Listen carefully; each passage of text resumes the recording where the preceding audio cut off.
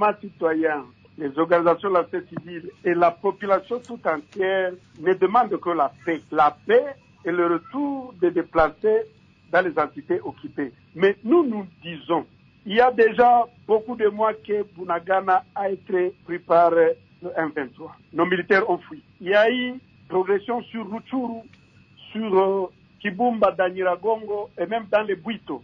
Nos militaires n'ont pas résisté.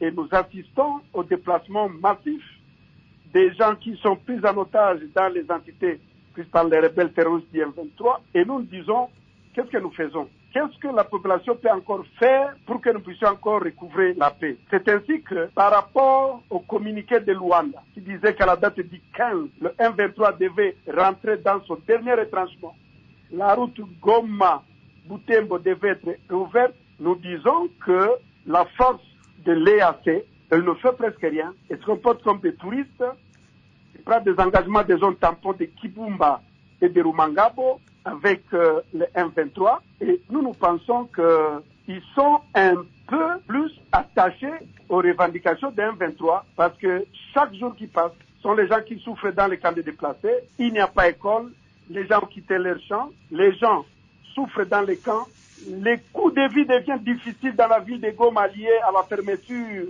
de la route Goma-Butembo, et nous disons que cette force, elle n'aide pas les FARDC, et nous avons seulement organisé ces marches pour dire le délai duquel est dépassé.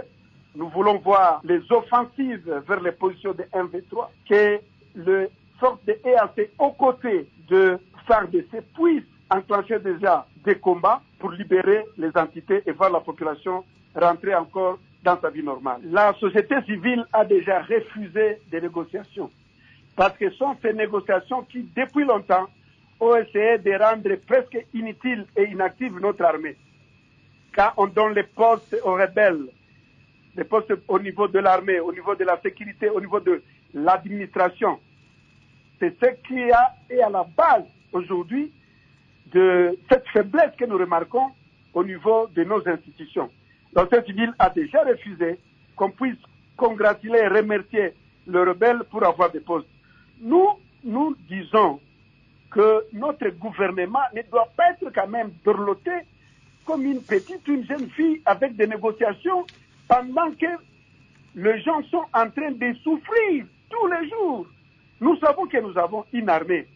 Certes, c'est une armée infiltrée, c'est une armée qui est un peu vieille, mais nous avons des gens dans l'armée, nous avons des unités dans l'armée qui sont à mesure de traquer le rebelle comme ça a été avec Mamadou Ndala, avec Lucien Baouma, paix à leur âme.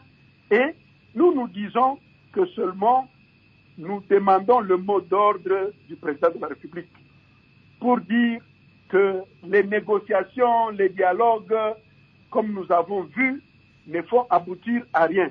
Nous réclamons les actions offensives des FARDC et de l'État d'Afrique de l'Est et EAC. Les Kenyans qui sont ici, ils devraient commencer par ça. Parce que si on ne respecte pas le délai dans le communiqué du président Luanda, on se dit qu'on est en train d'être malmené sur tous les fronts. Sur le front diplomatique, mais aussi sur le front militaire. Et donc, la population ne demande que la paix.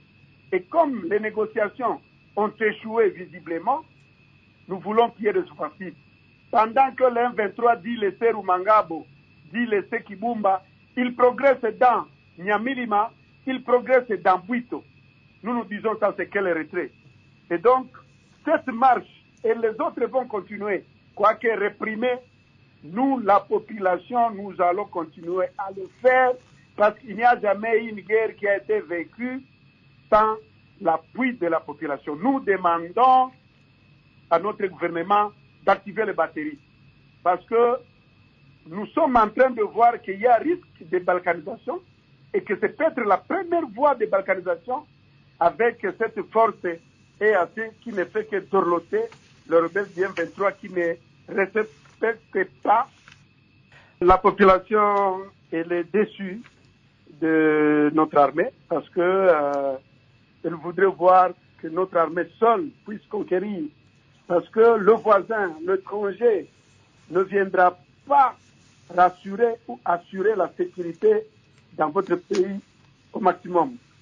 Ça fait 22 ans, presque 8 millions de personnes sont en train d'être tuées et nous demandons à notre gouvernement de prendre ses responsabilités. Les négociations, l'aide extérieure, oui, mais nous devons prendre des mesures internes pour le faire. À toute la population, nous disons que le 1-23, c'est un miroir.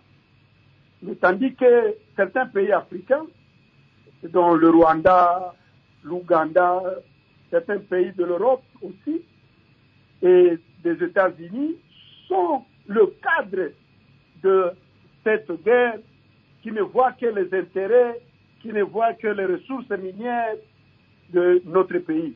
Nous disons ceci. Le gouvernement ici, provincial, le maire des villes, qui eux-mêmes savent la souffrance tous les jours, les tueries de personnes en interdisant des manifestations, ils ne font que respecter l'état de siège et se couvrir administrativement auprès de leur hiérarchie. À toute la population, nous demandons d'être soudés, de dénoncer les cas suspects et d'être unis. Et ceux qui restent aux alentours des zones de déplacement, d'activer ce que nous appelons l'assistance spontanée. Vous pouvez vous imaginer, de janvier, le 1er janvier jusqu'aujourd'hui, 19 janvier, nous avons plus de 120 morts en Ituri. Et est-ce que vous pouvez trouver normal que le gouvernement n'en parle pas? Mais quelque part au nord Kivu, à Kishiche, où on n'a pas vérifié avec précision le nombre de morts, le gouvernement décrète le deuil national, qu'on fasse des communiqués dans le monde entier, mais aujourd'hui, tout ce qui se passe en Ituri, personne n'en parle. Il y a des groupes armés qui ont tué des milliers de gens. Nous avons dépassé le seuil de 2000. On a tué beaucoup de gens. Quand on prend de 2017 jusqu'à aujourd'hui, on est à plus de 5000 morts en Ituri. On n'en parle pas. Nous devons quand même être responsables. Le gouvernement, nous avons l'impression que le gouvernement nous cache quelque chose. Et peut-être qu'on va le découvrir après. Le même gouvernement ne veut pas de débat de M23 à l'Assemblée nationale. Pourquoi? Le même gouvernement ne veut pas de débat de tous les massacres qui se passent en Ituri à l'Assemblée nationale. Pourquoi aujourd'hui on ne sait pas décrire tous les massacres qui se passent? Pourquoi aujourd'hui la situation s'empire toujours davantage? Les députés devraient dire, nous signons même une motion, même à 28, nous signons une motion, par exemple, de défiance contre les ministres, je ne sais pas, de la défense. Mais si vous initiez une motion, moi j'ai initié des motions plusieurs fois, les Ituriens ne signent pas. Mais comment ils ne signent pas quelque chose qui est pour l'intérêt de l'Ituri? Alors, allez-y comprendre que le problème est ailleurs. Et que aussi longtemps qu'on a des députés qui ne sont pas au service de l'Ituri, nous n'aurons pas de gain de cause.